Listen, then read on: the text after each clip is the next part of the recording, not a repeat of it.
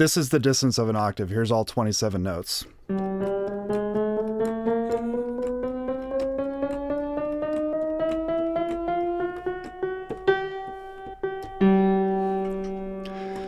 You can have two flavors of minor seventh chords, for instance. So here's like a brighter one, and then I'm going to go down to, this is also a minor seventh chord. And it sounds wild, but you kind of get used to these things, or at least I do. And it's really fun to play with. I think both of those sound cool and musically useful.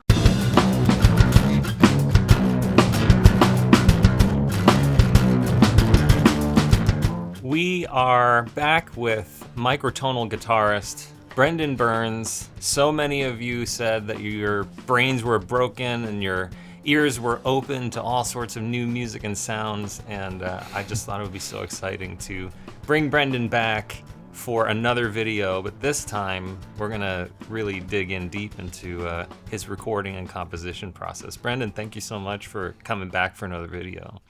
Oh, so glad to be back. Yeah, thank you so much for doing that, and thanks to all the people who, checked it out and commented. Yeah, tell us, what was your response to the comments? It seemed like a lot of people, their minds were blown. Is this a normal reaction? And what were you thinking when you read through it all? Oh, well, it's great. I mean, it's nice to hear the truth, because, nobody's, people are commenting and being honest, which I appreciate. So it was really nice to see so many comments. I think with this stuff, you have to expect some negative comments or people just not enjoying it, and I totally get that. I kind of see it as a good sign, it's like I'm doing something that's, not for everybody, which I like, generally like art that's not for everybody. So, yeah, I really appreciated, hearing all that. And, I sold some records and got some new fans, which is amazing.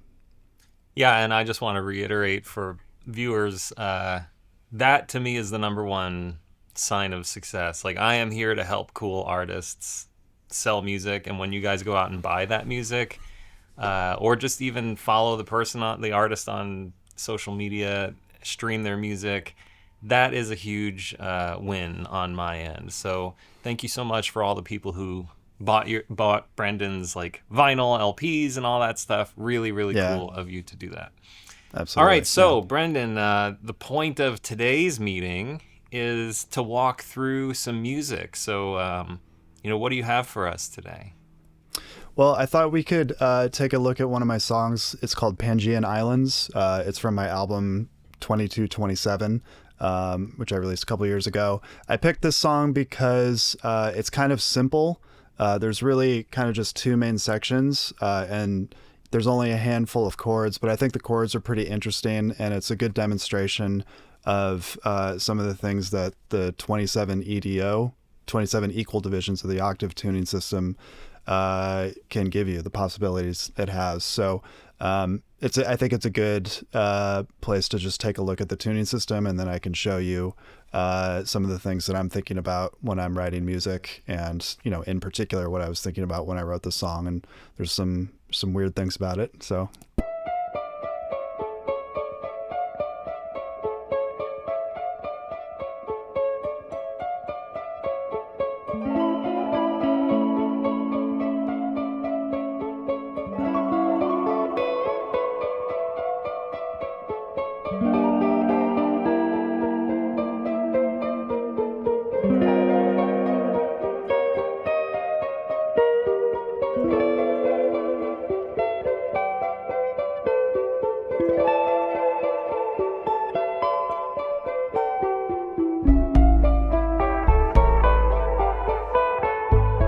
Right on, let's dive in. Do you want to go into your Pro Tools session first or start with an instrument? Yeah, we can go into Pro Tools. I figured I would start by just talking about 27 equal divisions of the octave first, just so we can get that out of the way, because when I talk about some chords, I'll be kind of referring to some of the same concepts. So basically, you mean instead of on the guitar, instead of going to the 12th fret and getting the octave, it's the 27th fret where you get the octave, right? Exactly, yeah. And one of the sort of weird things that I have to deal with is that I don't have a fancy microtonal keyboard. I just have a regular MIDI controller. Actually, I usually use this one, which is helpful to have more octaves. Right now, I'm just gonna, for the demonstration, I'll play this on a shorter one, but if you can hear that. So this is the distance of an octave. Here's all 27 notes.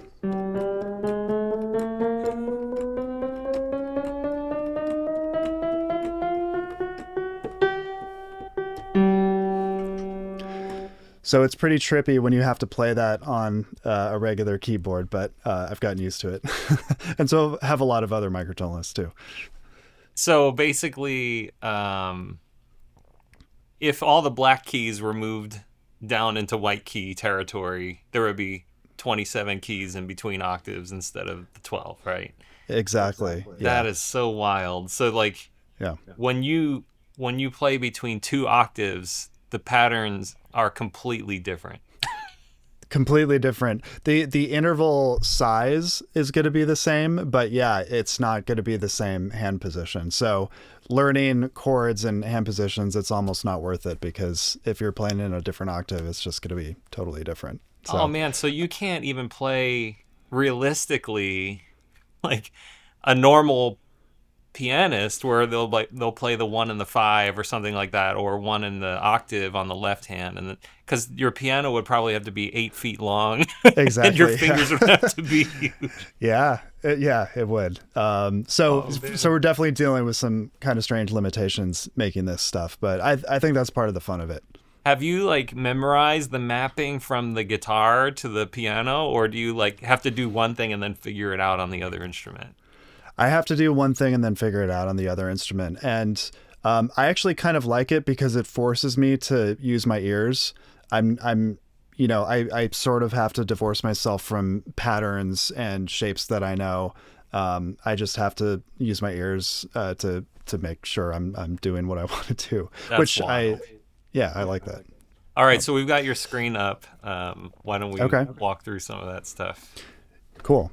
Yeah. So I don't want to dive into just intonation because that's a whole rabbit hole, but I just wanted to explain the concept really quick of interval categories and ratios. So most microtonalists think of different intervals in terms of ratios, which you can see here. So like, for example, a 2-to-1 is an octave. And it's a 2-to-1 because if you had a string playing, let's say at 100 hertz, 100 times per second, and then another string playing twice that speed, 200 hertz, you would hear an octave. For another example, for a perfect fifth, whoops. See, I really don't know my keyboard layout. Perfect fifth, for example, if you had a string vibrating 200 times per second and then another one 300 times per second, that's a 3-to-2 relationship, right?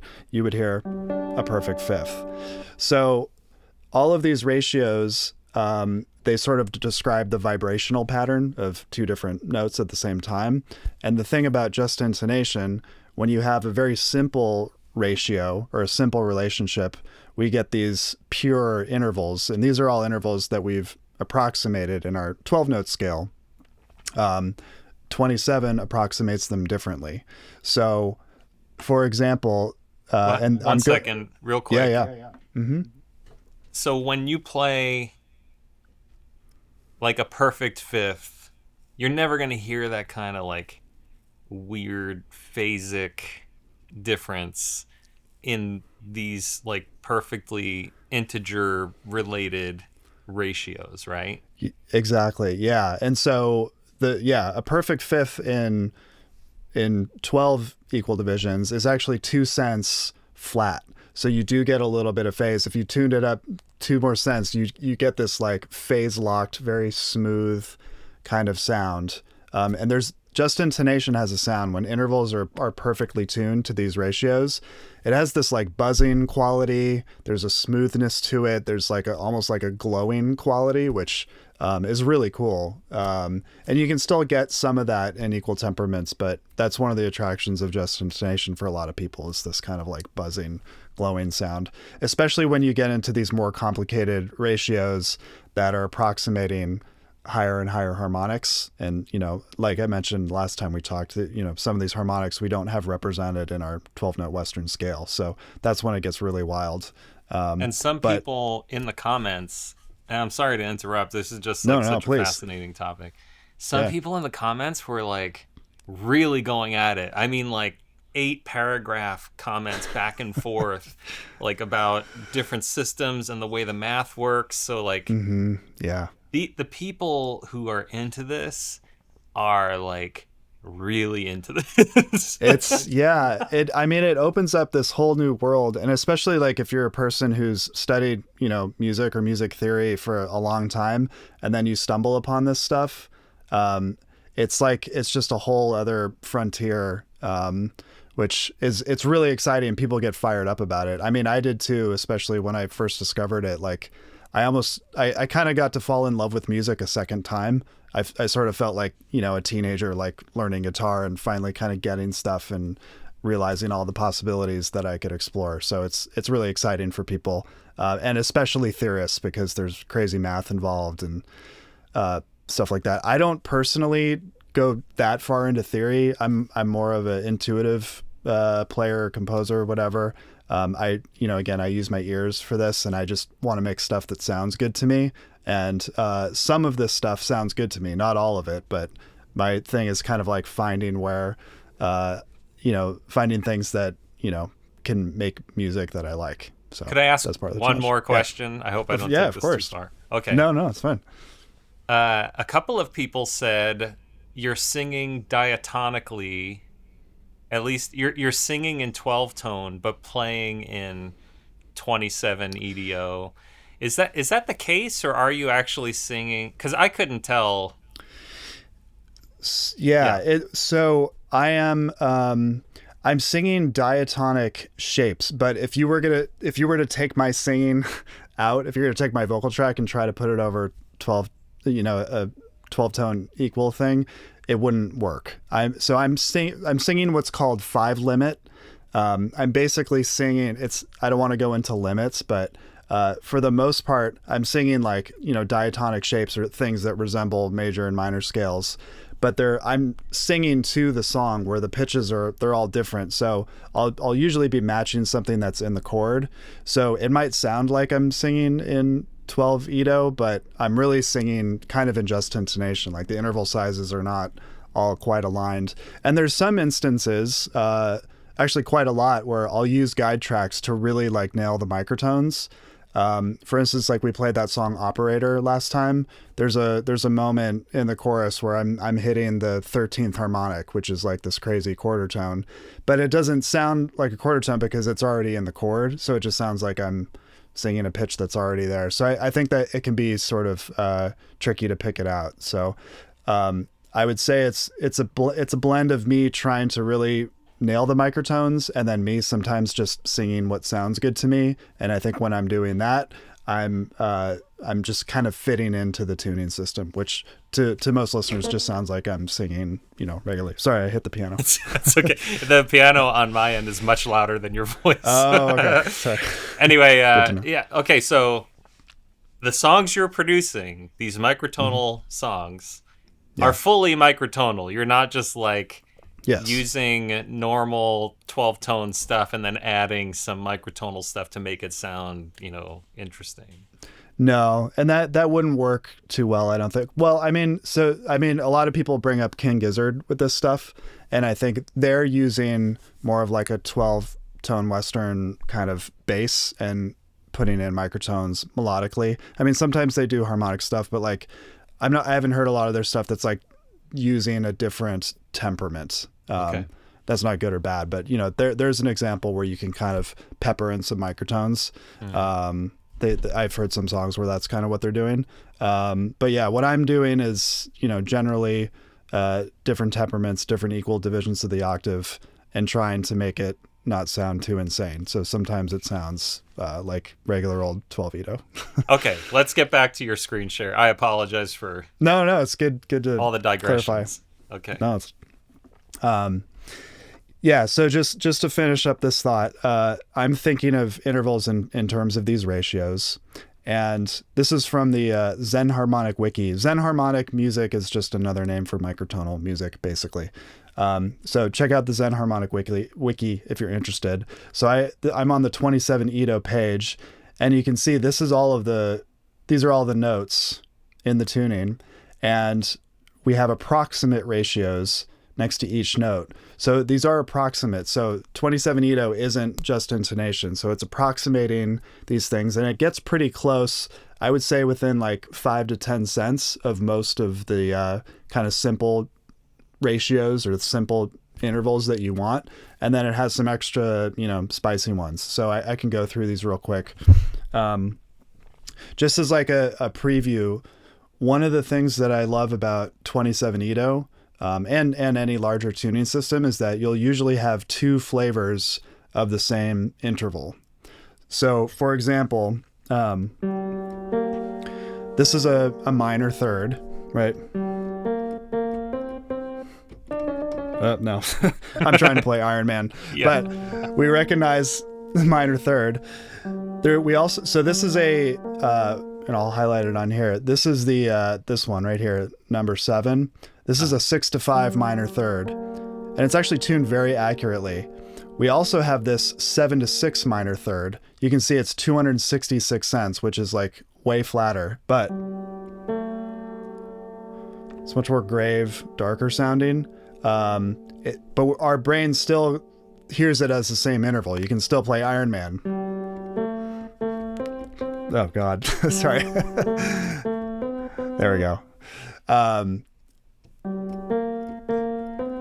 Higher All right, one. so would this be like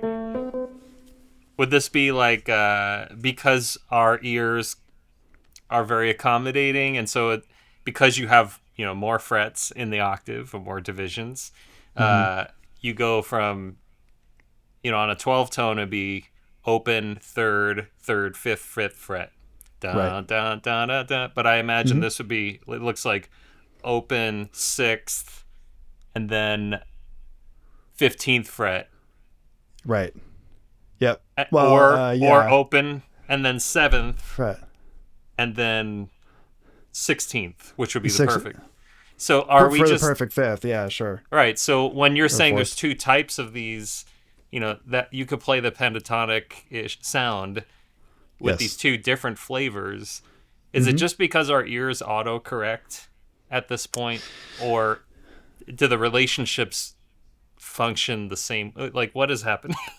Yeah, it's a good question. I'm honestly not an expert on it, and one of the things that some people are into is, there's kind of like a threshold. There's like a point where it's like, if you keep tuning up a minor third, or I'm going to go down. If you keep tuning a minor third down, eventually it's going to start to sound like a major second, like a whole tone. And where that is can be kind of fuzzy. And so with these tuning systems, sometimes you get neutral intervals. There's actually neutral intervals in this scale, which I'll show you. So it's kind of fuzzy, but there is this like band where generally people hear it as like, okay, this is the interval category. I don't know why our brain perceives it like that, but it does. That's wild. And there's just a tolerance between tunings. And the cool thing is that, going back to this concept where the simple ratios are really in tune, like this minor third, it's actually more in tune than it is in 12 tone equal temperament. It's you can see it's a little bit sharper, 311 cents. It's 10 cents sharper. It's actually closer to just intonation. This 7-6 minor third, we don't really have an equivalent for that in 12 tone, but this is actually a fairly in tune just intonation interval. It's off by like 3 or 4 cents maybe. So the cool thing is that when you, here I'm going to add in a 7th. So actually, there we go. So if you get into minor 7ths, you can have 2 flavors of minor 7th chords, for instance. So here's like a brighter one, and then I'm going to go down to, this is also a minor 7th chord. And it sounds wild, but you kind of get used to these things, or at least I do. And it's really fun to play with. I think both of those sound cool and musically useful. So there's the lower one, and then there's the brighter one. So that 7th, I'm going in between those and those two. And then I just have the octave on top. I'm adding in the 5th as well. Somebody somebody said in the comments it sounded like a cassette that had been stretched, like old cassette Yeah. tapes, and you hit play Yeah. and it's kind of like warbly. Yeah, totally. I totally understood where they were coming from, but what you're doing right now is I get like to hear those intervals to so prominently together. I get why people feel a little like, I don't want to say nauseated, but it's just very Oh yeah. uncomfortable. Yeah, no, totally. Yeah, it absolutely is. I was a big fan of that My Bloody Valentine record when I was, growing up, which is like very warbly and has that, kind of pitch bendy thing happening a lot. And I don't know, I like that quality, but it can be like seasick feeling. So I get it. But the difference is everything on a cassette is moving in unison because right. it's not about intonation, it's about the medium being stretched, whereas this is the intonation and there's no stretching. It doesn't return to normal, or there's not a variance around an expected pitch. It's like, no, those are the intervals. Exactly. And the intervals are sometimes moving in a different direction, like contrary motion and different distances. So it's a little bit more elegant than just tape warble. But okay, yeah, keep so going. Sorry. Okay, no. I mean, yeah, this is all like good to talk about. So that's just sort of like a preview. There's kind of like these different flavors of intervals and also, as a result, chords. One of my favorite things about this tuning system are the seconds. So there's this is a neutral second. I'm playing this one right here, number 3. This is 133 cents. So it's not quite a semitone, which we're all kind of used to that. It's a little bit sharper. I love the sound of them. Melodically, they work great in chords. There's also 2 flavors of whole tone or major second. You can see number 4 and 5 here. That's a large major second, a little bit brighter, and then we have a darker one. I'll play up higher. So there's the bright one, and here's the darker one. So it's just new colors to play with. And, I think the example before, when you switch in between the flavors, that's when it gets like really kind of nauseating. But when you're in a song and you choose one, I think and especially if you sell it, with orchestration, like, no, this is the chord, this is what it sounds like. I think it's easier for people to sort of sink into, and it's like, okay, that's a major second, leap or melodic distance, and you just kind of accept what it sounds like and the color and flavor of it. So this is 27 divisions, Mm-hmm. and a couple people joked about like this guitar needs more frets or something, and I was like, yeah, if it just had 3 more frets, and somebody was like, actually 4 more frets because 31 divisions is my favorite. Like, why 27? Why 31? Are people, what are the most reasonable mathematical divisions here? That's a great question. Yeah. So 31 is a favorite by a lot of people because it actually improves on 12-tone equal temperament. It actually puts like major and minor triads more in tune. It's a pain in the ass because it's 31 notes, but you do get more in tune, music that we're sort of used to. And it has all of the higher harmonic approximations pretty well. Like, so this I haven't talked about this interval, but it's sort of a go-to for microtonalists. It's a really flat minor 7. In 31, it's tuned way better than it is in 27. I have a version of it in 27 it's a little wonky, but it's good enough for me. In 31, it's tuned very closely to, I'll go back to this 7/4, called a harmonic or septimal harmonic 7th. So people like 31 for that. I've chosen 27 because I kind of like the quirks that it has. I kind of like that it's imperfect. And I'm not going to play with this tuning system for the rest of my life, probably, but I'm just exploring it because it's like there's musically valid stuff here that I find interesting. I want to sort of find what it has to offer. But it's not like this perfect universal tuning system where I can do whatever I want. I'm sort of forced to make weird decisions in this tuning system. It kind of like, it like asks me weird questions and I have to come up with answers that I never would have expected to have, kind of thing. So it's like a weird challenge, I guess. That's why I've chosen it. But I also really like the color of it. There's just like, it's got a personality that I really like.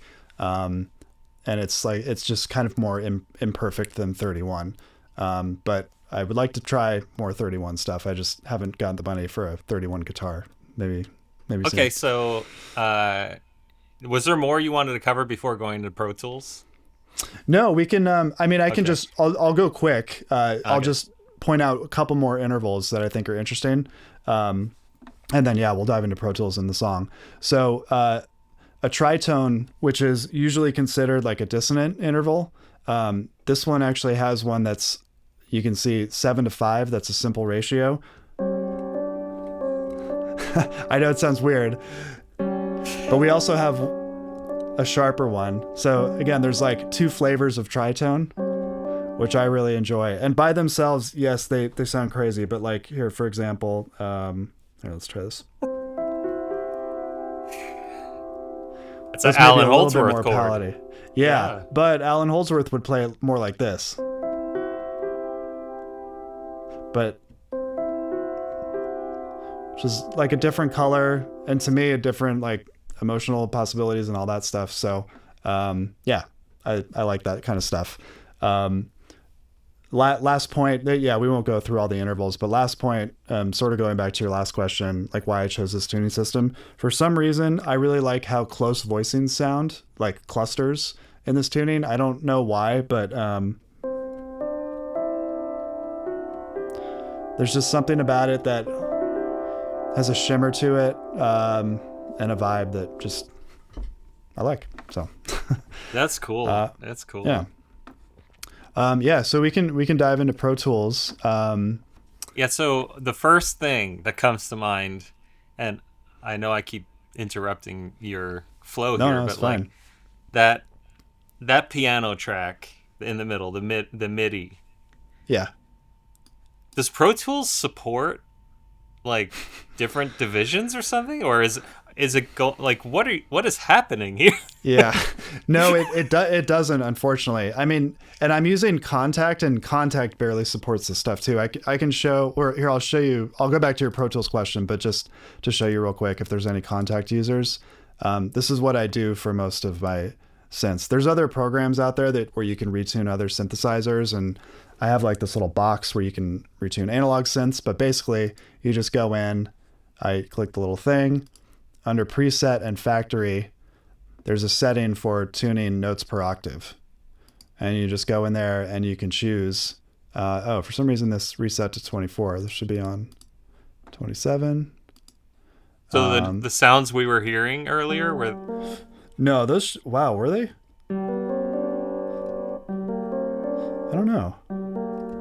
It was the same interval categories. It might be, no, it didn't sound like 24 to me. Okay. 24 would have been weirder sounding. I think just because I clicked it to reset it. Let's hear.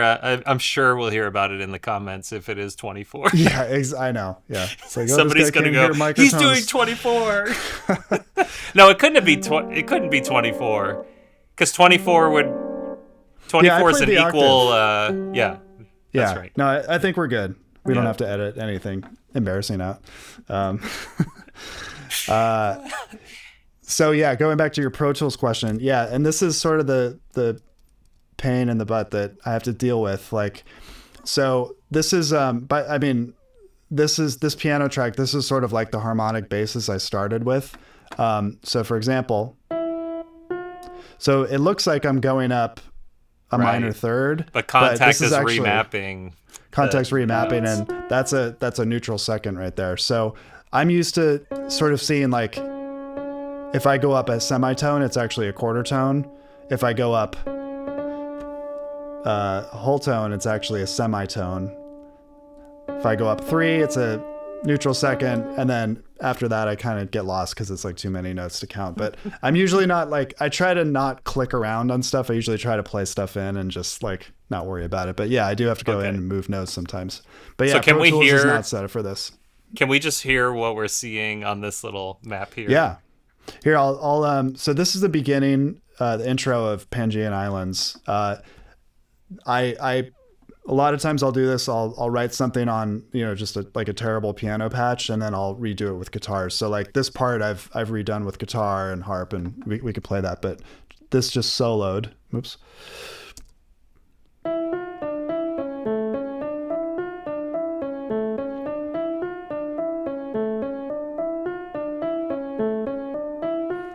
Sorry, it does change.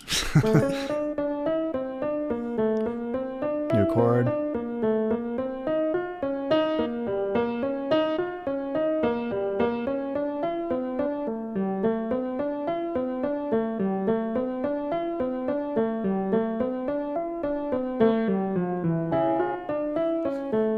And it starts over. So those are the intro chords. Whatever, Philip Glass. Yeah, I know. The song doesn't sound like Philip Glass, I don't think. But yeah, it is pretty basic. And actually, a lot of times, maybe I just said this, I can't remember, but I'll like write something that gives me a harmonic basis, and then I'll just like delete the part, just kind of sets up the chord progression for me. But yeah. So, well, here, just quickly, I'll show you like in context.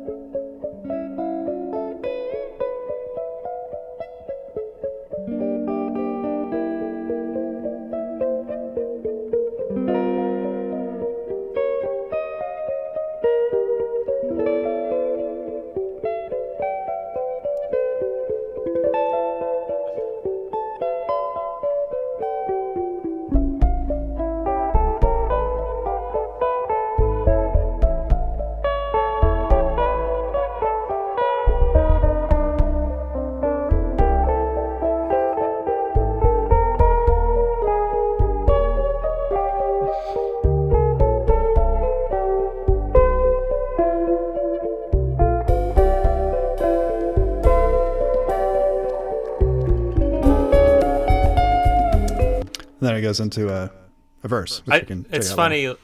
So many people, not so many, enough people that get under my skin where like, this guy's there's nothing weird about this music. It's just like pop synth with a couple of microtonal notes. And then It's like, you hear this and no, man, you are so wrong.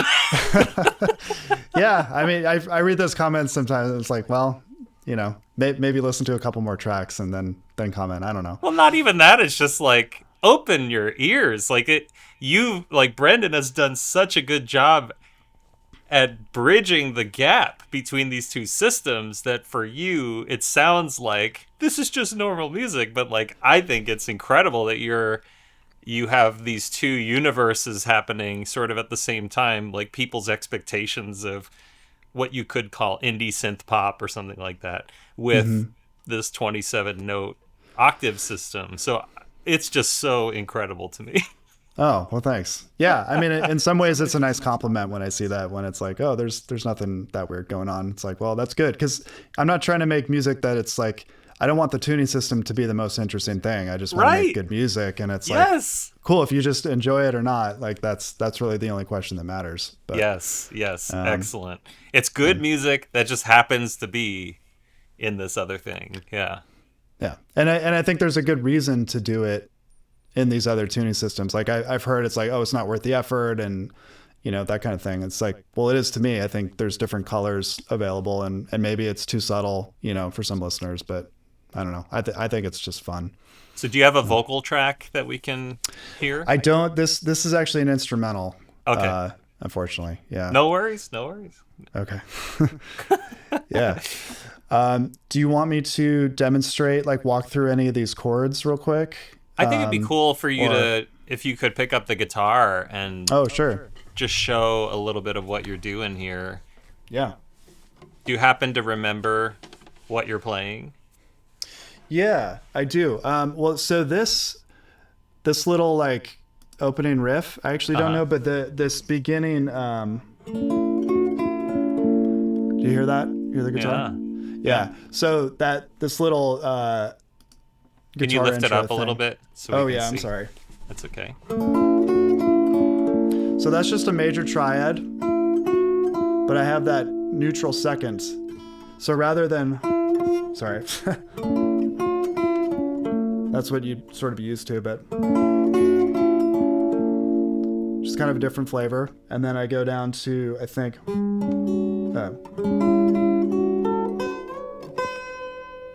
and then,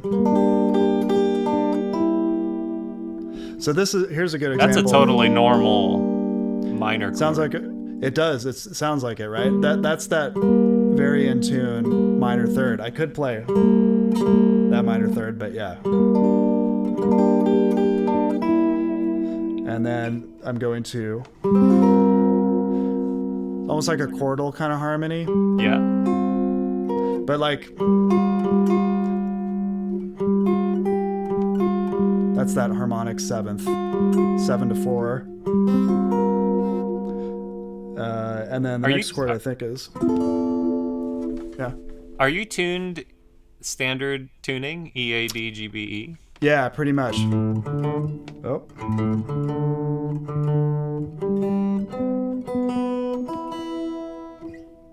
Yeah, so it's actually, I don't know if it's like worth totally diving in. There's a weird thing that happens with fourths in this tuning.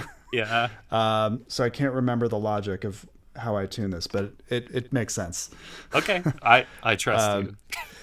And I'll talk about the forcing actually, because there's something that happens in the melody.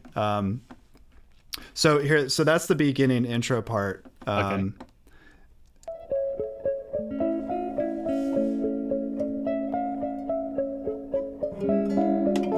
Oh, sorry, there it is.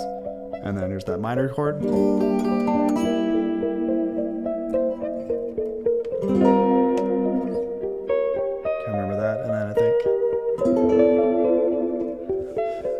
Oh yeah, and this chord is pretty interesting. That is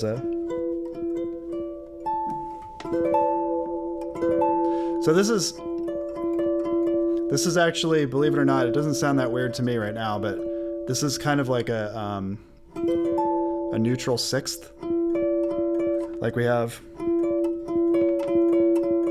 this regular one. Oh no, that's a seventh. Never mind. I don't know what I'm talking about. It doesn't matter. It sounds very consonant. Yeah. Sounds very it is pretty consonant. Yeah. I'll go to here. I'll play maybe the melody of the verse. And I mentioned before that I took out the piano. So, well, actually, here before I play the melody, I'll just point this out. So I do this a lot. I'll come up with a basic harmony, which I end up deleting. And a lot of times I do these kind of like harp-like textures. Remember how I said that like close voicings sound really good in this tuning? So I like to have these like harp, glissando kind of things. And I'll usually just record either one note at a time or just like a dyad or a triad, just get as many notes as I can. So the harmony of the song is actually being played by these kind of cluster shapes. Oh, sorry. Do you record them all at the same time, like on the same beat, and then you shift each one over to get that effect, or are you? I usually try to play it in. I mean, I'm usually not doing like crazy fast ones, so it's usually pretty easy for me to just like, break it up. But sometimes I will move stuff for sure. Yeah. This one, it looks like, so this is there's a amp mic and a room mic, so it's actually just 3 guitars playing this. So just real quick.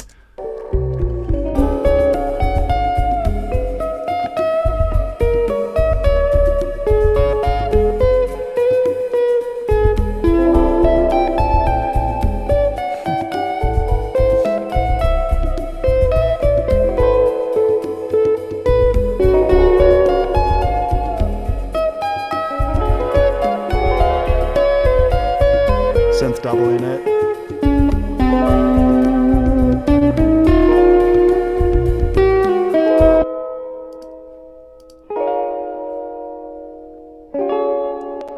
Yeah, so that kind of thing.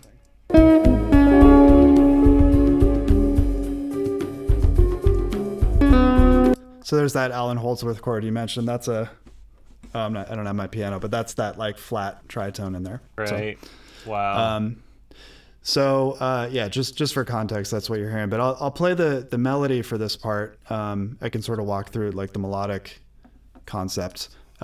Basically, and this is the part where my pop brain turns on, because this is kind of it all kind of just sounds like Mixolydian sort of, but just there's like some quirky little subtle shifts, that have to happen in order to be harmonious with the chord that they're being played over.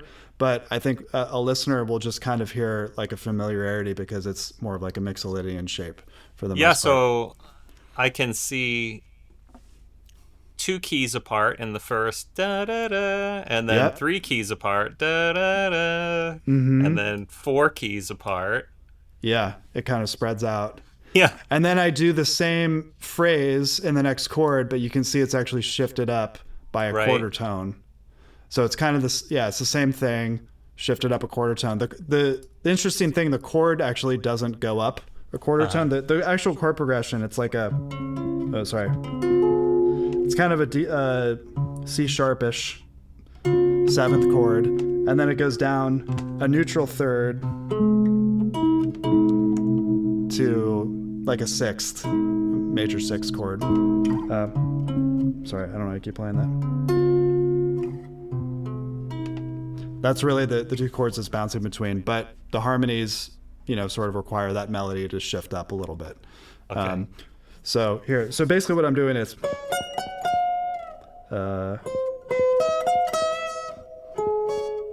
sorry, let me start over.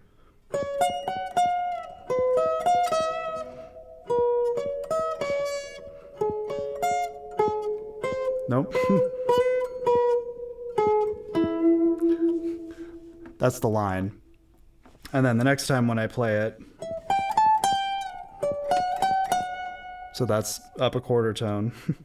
Here,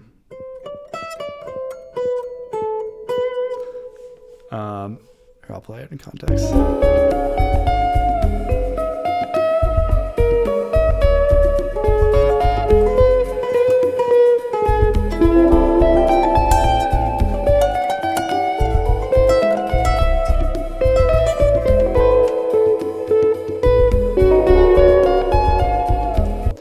So just that, here, I guess one interesting point, I mentioned the fourths.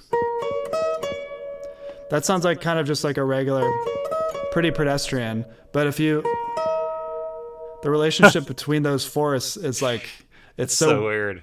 It's weird, yeah. But I like that, and I like sort of leaning into that, but I also don't lean into it too much where I'm usually not like playing those as like a dyad, but melodically, it's like a familiar shape, just like the Bizarro World version of it, kind of. So a lot of my thinking is like, familiar shapes, but twisted, different It's colors. interesting. When I write and compose this kind of stuff, I don't do anything, this kind of stuff, microtonal, but like anything that I have to remember, I will notate and put in tab in all of my sessions because I just can't remember. And so I don't even know if there's a way to tab this out in a meaningful way. Yeah, the tab would, you just have a lot of, it would be like, 38th fret or whatever. Right. It's a lot easier to add 12 than, for an octave up instead of like, 14th fret here, so it would be the 41st fret. Right. Yeah, I don't write stuff out. I actually had an orchestra play like a JI thing, and I just used cent deviations. And I'll also, I have a trumpet player that I collaborate with quite a bit. And I'm actually about to record some woodwinds and sax and stuff for a piece I'm working on. And that stuff, it's just so much easier to do it by ear and use guide tracks. Just like, this is the part, learn it on the spot. If you have to learn it again later, we'll just have to learn it by ear, the audio score. Yeah. This is wild. Yeah. Okay, anything else to cover in this session? I did want to point out one just like chordally. Here, I'll do it on keyboard real quick. So, and this is like, actually, I suppose I could show the MIDI. Would be helpful. I think I mentioned like voice leading and contrary motion last time. So, wait, yeah.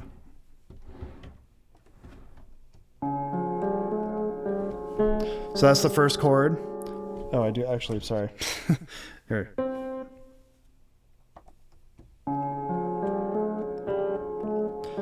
So when I go down to this next chord, you can see that that voice is going up a quarter tone. The bass is going down a neutral second. But I'm using like this common tone. So I would say anybody looking to get into this stuff, common tones are your friend. If you're trying to connect chords and you're not sure like how to go from one chord to the next. If you keep a common tone, you'd be surprised at like the weird places you can go.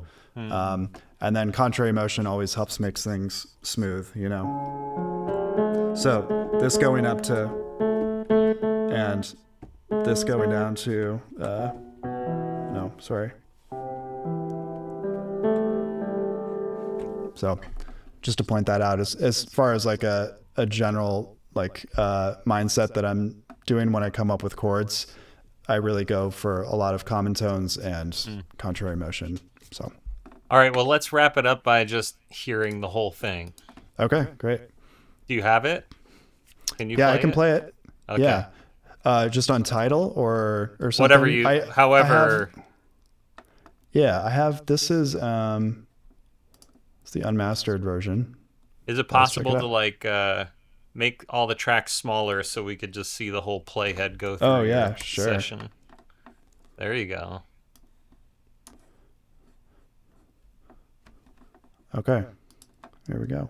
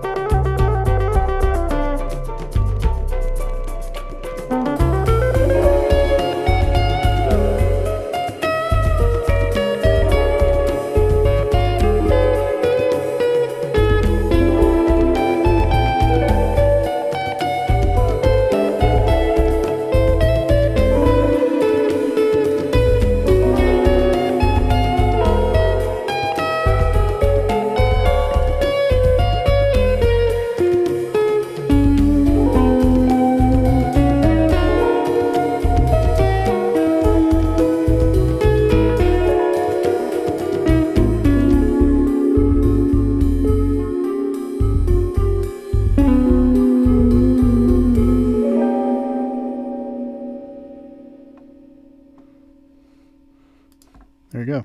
That is so cool, man. Thank you. Such a cool track. Thanks. All right, well, I guess that's everything. Cool. Thank you so much for letting me walk through that. It was fun to be forced to open this up and figure out what happened a couple years ago. Right on. Worked on this. Yeah. All right, so if you enjoyed that, just check out Brendan Byrnes on all the major music services, and you're on Bandcamp. It's brendanbyrnes.bandcamp.com, right? Yeah. Mm-hmm. Okay, cool. Yeah. Cool. And we did this whole other interview with him, so check out that one. It's done so well, 15,000 views, maybe even more last time I checked. So cool. Thank you everyone for supporting that interview and getting the word out, and keep enjoying Brendan's music. Brendan, thanks so much again. Thank you so much. Appreciate it. All right, cool.